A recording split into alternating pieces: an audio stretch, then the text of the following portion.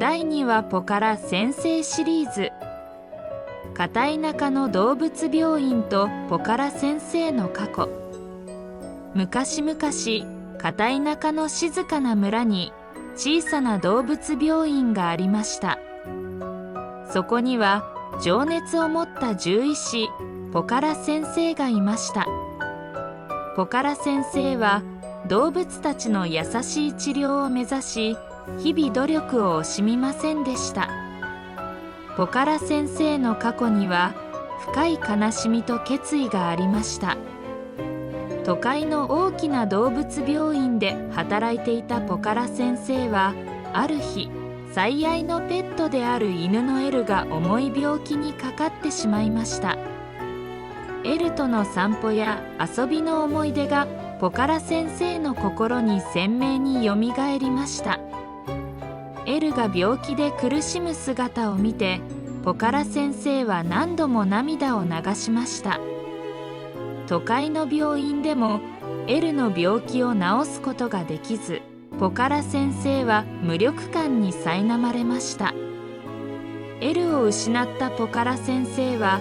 動物たちのためにもっとできることがあるはずだと感じ、独自の獣医学を打ち立て動物を救うため、都会の喧騒を離れて片田舎の村に移り住むことを決意しました。村は緑豊かな山々に囲まれ、四季折々の美しい風景が広がっていました。春には桜が咲き誇り、夏には青々とした田んぼが広がり、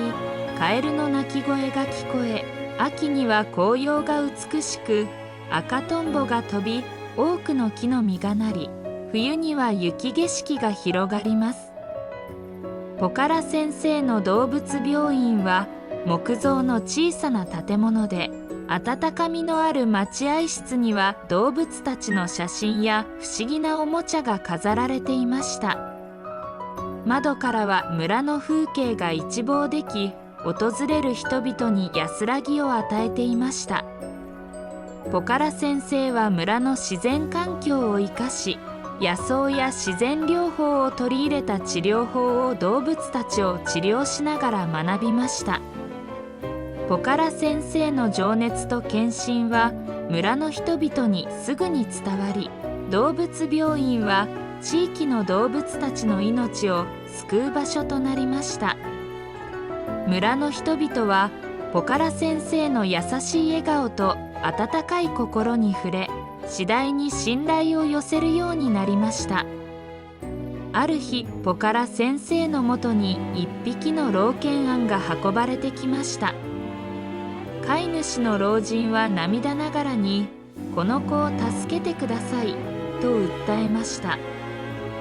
老犬杏は長い間病気と闘っており、もう治療の手立てがないと他の病院で言われたのです。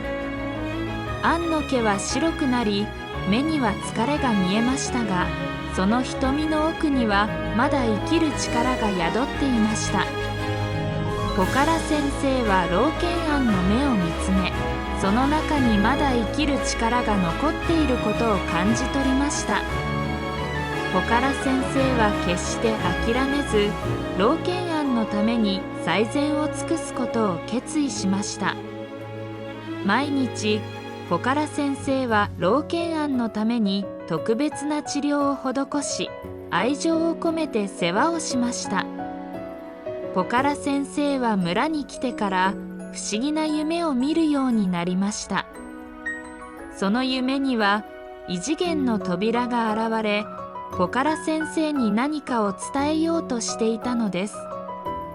夢の中でポカラ先生は異次元の扉を通り抜け、魔法の力を持つ動物たちと出会いました。彼らはポカラ先生に動物たちを救うための特別な力を授けると言いました。時間が経つにつれ、老犬杏は少しずつ元気を取り戻していきました。ポカラ先生の情熱と優しい治療が奇跡を起こしたのです。老犬杏が再び元気に走り回る姿を見た老人は、涙を流しながらポカラ先生に感謝の言葉を伝えました。あなたのおかげでこの子は再び生きる喜びを感じることができました。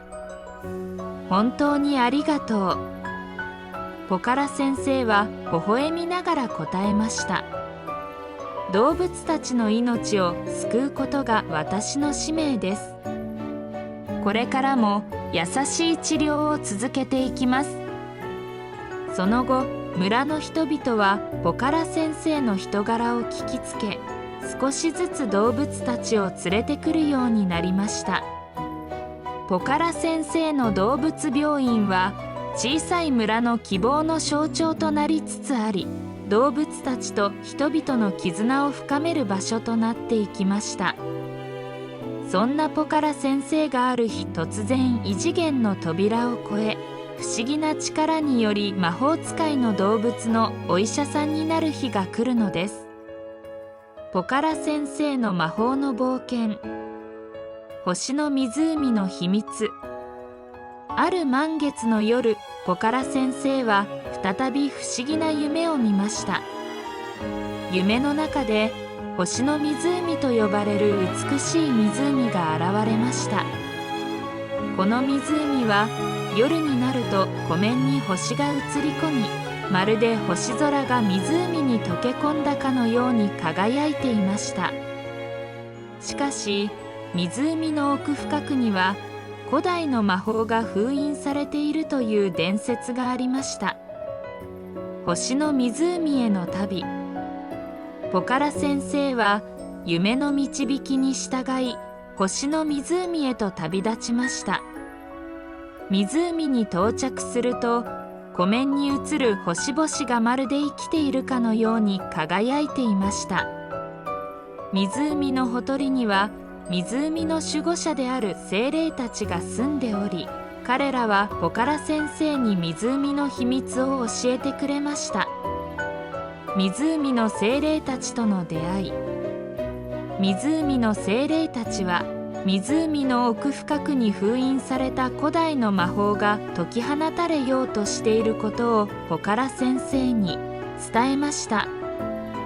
この魔法は湖の生態系を乱し、動物たちに悪影響を及ぼす可能性があるため、精霊たちは非常に心配していました。ポカラ先生は精霊たちと協力して古代の魔法を再び封印する方法を探すことにしました。星の湖の試練。ポカラ先生と精霊たちは湖の奥深くに進むための試練に挑みました。湖の底には魔法の力を持つ生物たちが住んでおり、彼らの助けを借りる必要がありました。ポカラ先生は魔法の力を使って湖の生物たちを治療し、彼らの信頼を得ることに成功しました。古代の魔法との対決。